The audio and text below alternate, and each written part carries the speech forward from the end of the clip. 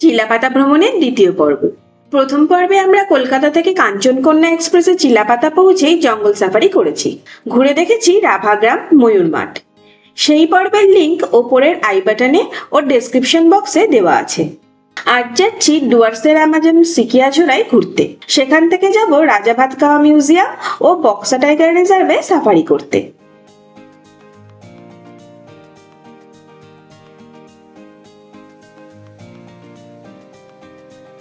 চিলাপাতার দ্বিতীয় দিন সকালে ব্রেকফাস্ট সেরেই বেরিয়ে পড়লাম ডুয়ার্সের অ্যামাজন নামে বিখ্যাত সিকিয়াঝোড়ার উদ্দেশ্যে। যাওয়ার পথে পড়ে বেশ কিছু ছোট বড় নদী, যেখানে বন্যপ্রাণী দেখার সম্ভাবনা থাকে। তাই নদীর ব্রিজগুলো থেকে বনের ভেতর তীক্ষ্ণ নজর রেখে চলেছি আমরা।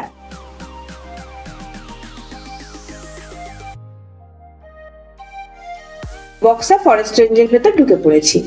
এটা বক্সা ও চিলাপাতার সীমান্তবর্তী অঞ্চল।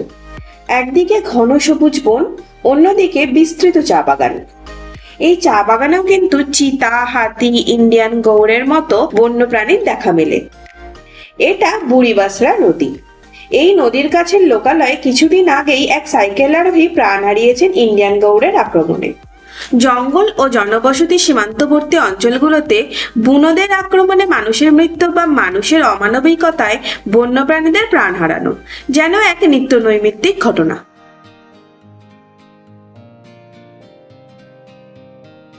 এই নদীটার নাম ননাই।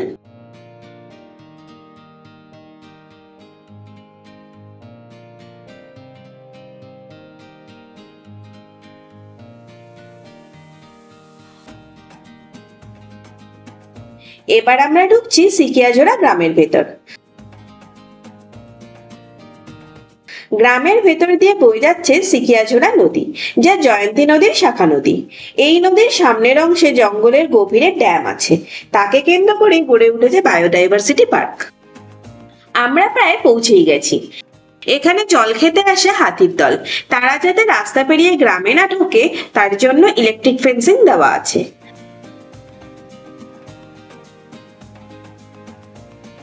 আমরা সিকিয়াঝোড়া বায়োডাইভার্সিটি পার্কের সামনে। এখান থেকে টিকিট কেটে প্রবেশ করতে হয়। জায়গাটা প্রথম দর্শনেই মন কাড়ল। ভেতরে ঢুকে বাঁদিকে লাল পাতা গাছের সুন্দর জঙ্গল। নালা পেরোনোর জন্য ব্রিজ আছে, যদিও সেটা এখনো ওপেন হয়নি। ডান দিকে খাবার হোটেল, রেস্টরুম, ওয়াশরুম রয়েছে। সামনে এগোতেই সুন্দর করে সাজানো পার্ক।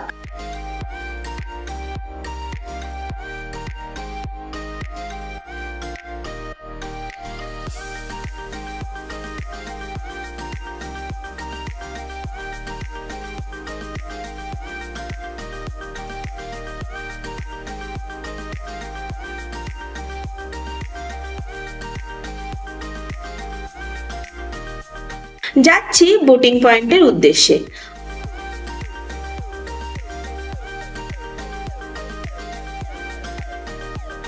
আমরা বেশ সকালে গিয়েছিলাম, তাই আমরা ছাড়া তখনও আর কেউ ছিল না।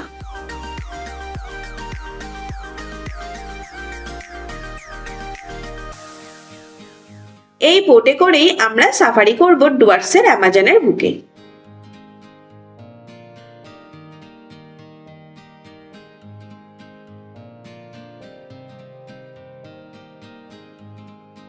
শুরু হলো সাফারি। বোটে চড়তে চড়তে আরেকটা ফ্যামিলি এসে পৌঁছেছিল। আমরা দুটো ফ্যামিলি মিলে একসাথে বোট রাইড করেছিলাম। অসম্ভব সুন্দর প্রাকৃতিক পরিবেশ। শীতের রোদ গায়ে মেখে গভীর জঙ্গলের ভেতর দিয়ে বয়ে চলা এই ছোট্ট নদীটাতে নৌকা চড়া এক অনন্য অভিজ্ঞতা। তবে সেই ভালো লাগায় ছেদ পড়ছিল পাশের রিসোর্ট থেকে ভেসে আসা ডিজে বক্সের শব্দ দূষণে। আজকাল পাহাড়, জঙ্গল বা যে কোনো নির্জন জায়গায় এই সাউন্ড বক্সের শব্দ দূষণ সেখানকার পরিবেশকে ভীষণভাবে ক্ষতিগ্রস্ত করছে। এ বিষয়ে আমাদের সকলেরই উচিত একটু সচেতন হওয়া।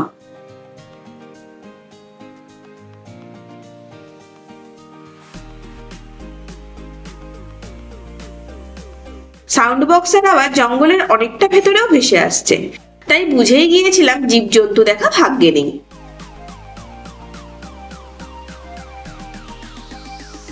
এই অঞ্চলে বার্কিং ডিয়ার দেখা যায়।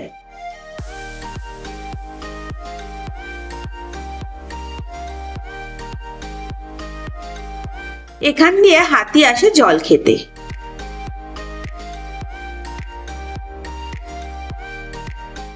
এরকম হাতি চলাচলের প্রচুর প্রমাণ পেয়েছিলাম ছোড়ার দুপাশে। পুরো এলাকা জুড়ে ছোট পানকৌড়ি, বড় পানকৌড়ি, বিভিন্ন প্রজাতির মাছরাঙা, টাহুক, জলপিপির মতো পাখিদের ওড়াউড়ি। আরো একটা হাতি নামার পথ।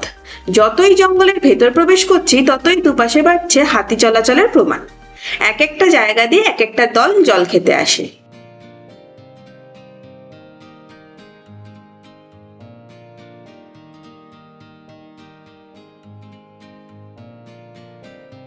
আমরা জঙ্গলের অনেকটা গভীরে চলে এসেছি।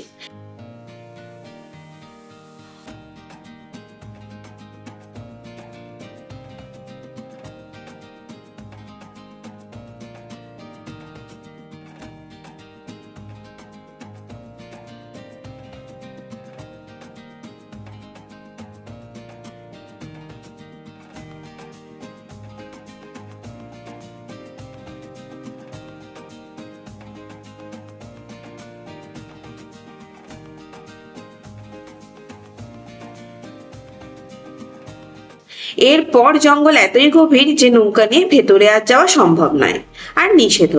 আমরা এখান থেকে ফিরে যাচ্ছি।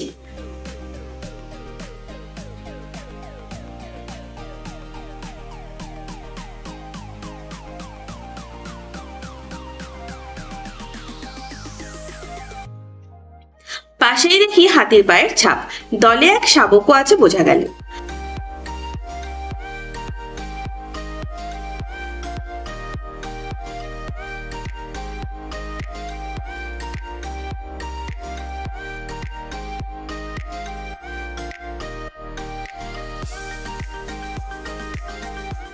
বাইরে এসে দেখি কুল, পেয়ারা, আমলকি, কামরাঙা বিক্রি হচ্ছে। এর লোভ কি আর সামলানো যায়? আমরা দুজন দোকানের থেকেই বেশ কিছু কুল, আমলকি কিনে নিলাম, সাথে পেয়ারা ও কুল মাখিয়েও নিলাম।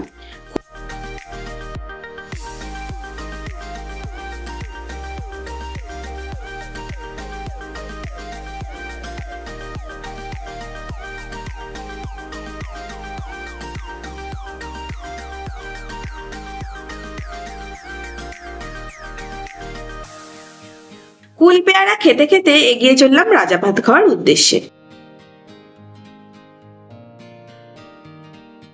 রাজা ভাত খাওয়া ফরেস্ট ও মিউজিয়ামের এন্ট্রি পয়েন্ট। এখান থেকে এন্ট্রি ফি দিয়ে পারমিশন করিয়ে ভেতরে যেতে হবে। প্রচুর গাড়ি এসে থেমেছে এখানে।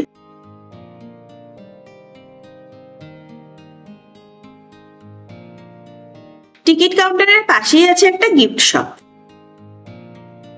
এন্ট্রি গেট থেকে মিউজিয়ামে চলে এলাম। ঝুলনের মতো করে ডুয়ার্সের জঙ্গলের রেপ্লিকা করা আছে মিউজিয়ামের মধ্যে। তার মধ্যে সাজানো আছে বিভিন্ন প্রাণীর ট্যাক্সিডার্মি।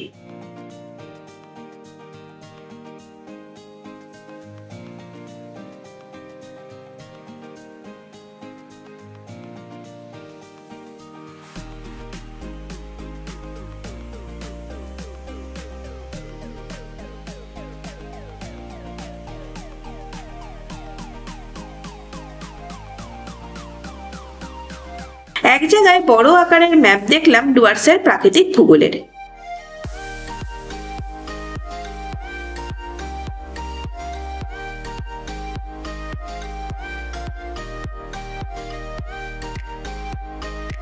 আমরা মিউজিয়াম দেখে চলে এলাম জয়ন্তী নদীর দিকে। লাঞ্চ সেরে যাব বক্সা কোর এরিয়ায় জঙ্গল সাফারি করতে। রাস্তার ধারে হঠাৎ দেখি বার্কিং ডিয়ার।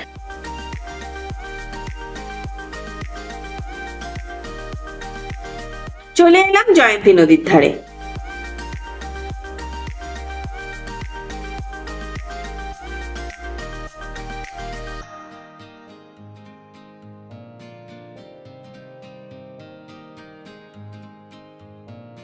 জয়ন্তী নদীর ধারে বনান্তে রিসোর্টের রেস্টুরেন্টে লাঞ্চ সেরে নিলাম। ঘরোয়া রান্না, খেতে ভালো, আর ওনাদের আতিথেয়তা তো তুলনাহীন।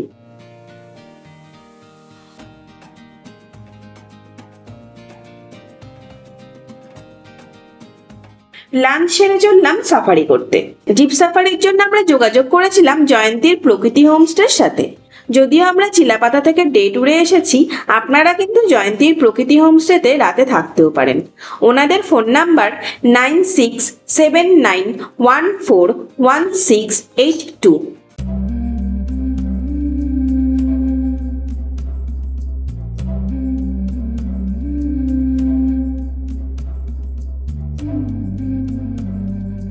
ঢুকে পড়লাম বক্সার কোর এরিয়ায়। আলিপুরদুয়ার জেলার পাহাড়ের কোলে অবস্থিত বক্সা টাইগার রিজার্ভ। 1983 সালে বক্সাকে টাইগার রিজার্ভের মর্যাদা দেওয়া হয়।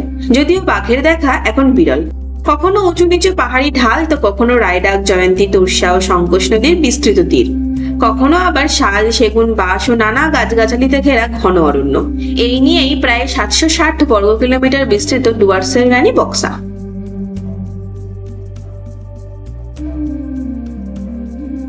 এই বনে দেখা মেলে রয়্যাল বেঙ্গল টাইগার, হাতি, চিতাবাঘ, ইন্ডিয়ান গৌড়, হরিণ, বুনো শুয়োরের মতো স্তন্যপায়ীদের। আছে 400-এরও বেশি প্রজাতির পাখি, যার মধ্যে ধনেশ, হিলময়না, ময়ূর, বনমুরগি উল্লেখযোগ্য। তাছাড়া প্রজাপতি ও সরীসৃপরা তো আছেই।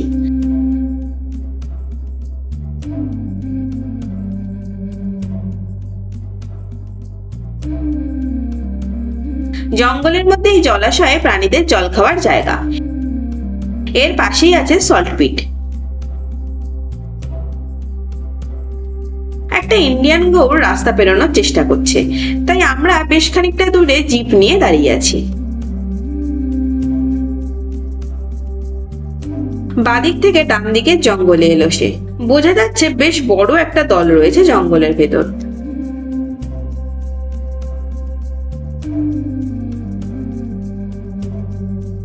বক্সা জঙ্গল এত বেশি ঘন যে ভেতরে আলো প্রবেশ করে না। জঙ্গলের মধ্যে এরকম মাঠের মতো 4টে জায়গা করে দিয়েছে বন দপ্তর থেকে, যাতে জীবজন্তুরা রোদ পোহাতে পারে। বেশ কিছু বাদর বসে রয়েছে সেখানে।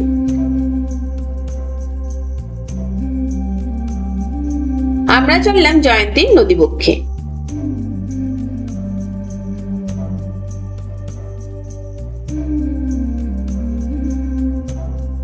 বন্যপ্রাণীরা প্রায় সময় বক্সার জঙ্গল পেরিয়ে নদীর চরের ওপর দিয়ে ভুটান ঘাটের দিকে যায়। তখন ফাঁকা নদীর চরে খুব ভালোভাবে তাদের দেখা যায়।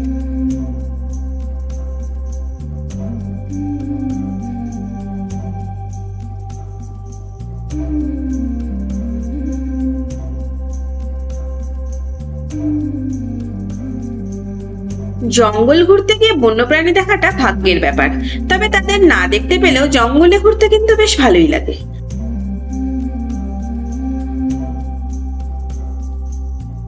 গতরাতেই এক চিতাবাঘ তার শাবক নিয়ে নদী পেরিয়েছে। শীতকালে জয়ন্তী নদী জল শূন্য, বালিতে তাদের পায়ের ছাপ স্পষ্ট দেখা যাচ্ছে।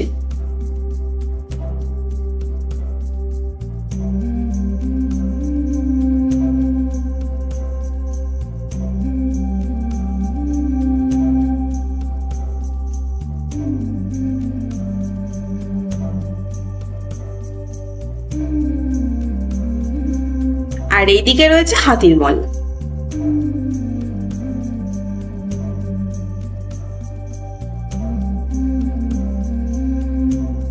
অনেক দূরে দূরে 2-4টে ময়ূর দেখেই ঘুরে বেড়াচ্ছে। আমরা ফেরার পথ ধরতেই বন মুরগির দর্শন পেলাম। ক্যামেরা বন্দি করার আগেই জঙ্গলের ভেতর উড়ে গেল।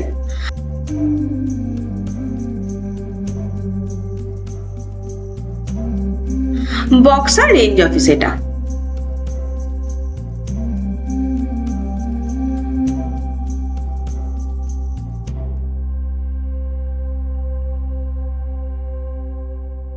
আমাদের বক্সা সাফারি শেষ। চিলাপাতা ফেরার পথ ধরলাম। ড্রাইভার দাদা বললেন সন্ধ্যার মুখে এই অঞ্চলগুলোতে চা বাগানে বা রাস্তার পাশে প্রায় হাতির দেখা মেলে। সেই মতো দুপাশে চোখ রেখে চলেছি। কোথাও গাড়ি স্লো করে উঁকে দিচ্ছি আশপাশ। কিন্তু যেহেতু আমরা জানুয়ারির প্রথম সপ্তাহে গিয়েছিলাম, তাও আবার উইকেন্ডে, তাই পিকনিক পার্টির গাড়ি চলাচল ও সাউন্ড বক্সের আধিক্যে বেশিরভাগ বন্যজন্তুই গভীর জঙ্গলে গা ঢাকা দিয়েছে।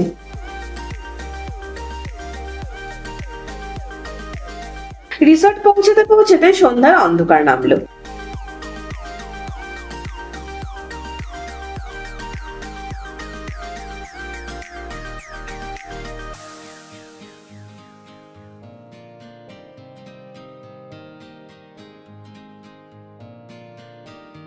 ডুয়ার্সের চা বিখ্যাত, তাই দাইবাদ দাদাকে আগে থেকেই বলে রেখেছিলাম চা কিনতে নিয়ে যাওয়ার জন্য।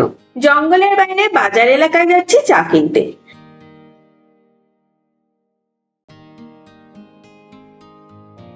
চা কিনে রিসোর্টে ফিরছি, রাস্তার ধারে দুপাশে কিছুটা দূরে দূরেই দেখলাম সম্বর হরিণের দল। বিশাল বিশাল তাদের চেহারা, তেমনই বড় শিং। সেদিন রাতে সব মিলিয়ে 6-8টা হরিণ তো দেখিয়েছিলাম। তাদের মধ্যে মাত্র দুজনই ধরা দিয়েছিল মুঠোফোনের ক্যামেরায়। ইনি একজন।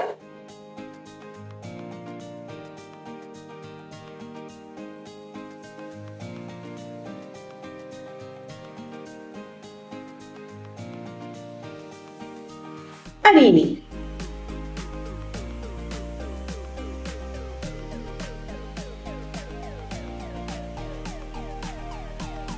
রাতের নিকষ অন্ধকার, গভীর জঙ্গল আর পথের ধারে বন্যজন্তু, সব মিলিয়ে বেশ রোমাঞ্চকর অভিজ্ঞতা। পরের দিন সকালে আবার চললাম আগের দিনের মতো ময়ূর মাঠ দেখতে।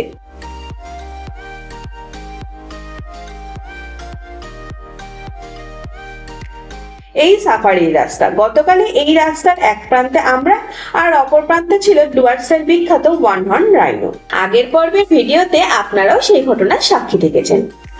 চেনা পথ, তাই আজ টাইগার দাদা আমাদের সঙ্গে আসেননি, তাই আমরাও জঙ্গলের বাইরের রাস্তা দিয়েই যাচ্ছি, ভেতরে ঢোকার আর সাহস করিনি।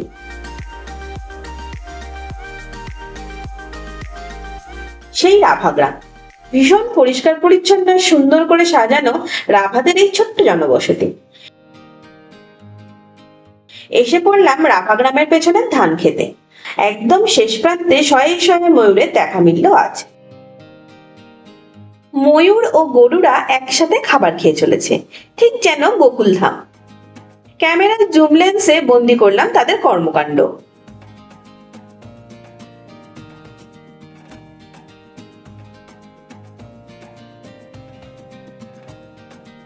হঠাৎ দেখি ময়ূর দলের এক সুপুরুষ পেখম নাচ দেখাচ্ছে আশেপাশের ময়ূরীদের।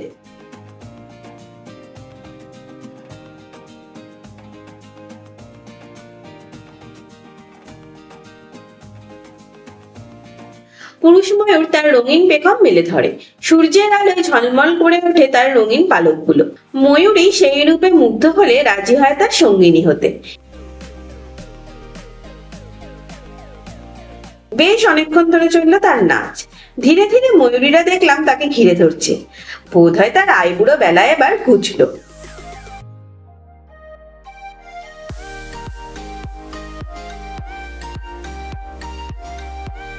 এগিয়ে চললাম সামনের দিকে, আর শুরু হলো ময়ূরীদের ওড়াউড়ি। ধান ক্ষেতের থেকে জঙ্গলে উড়ে যাচ্ছে তারা।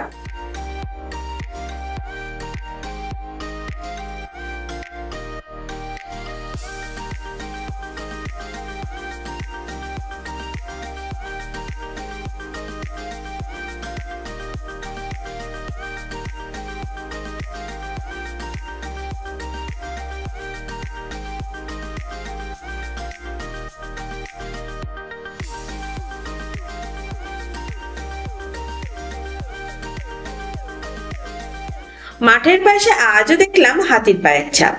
ফেরার সময়ও চার্চের মাঠের দিকে না গিয়ে জঙ্গলের বাইরে বাঁধানো রাস্তা দিয়ে এলাম।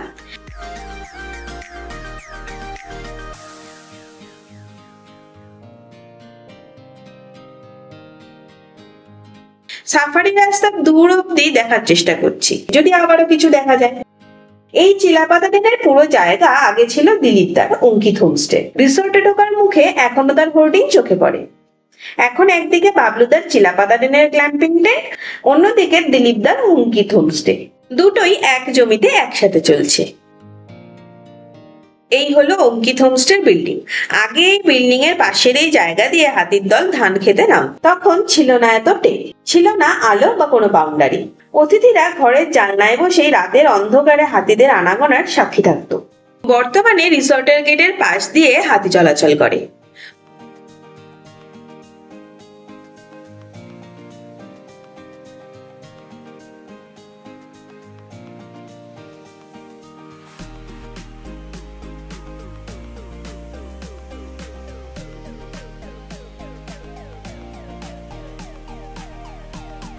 দুটো টেন্টের মাঝে বেশ কিছুটা করে জায়গা ছাড়া আছে।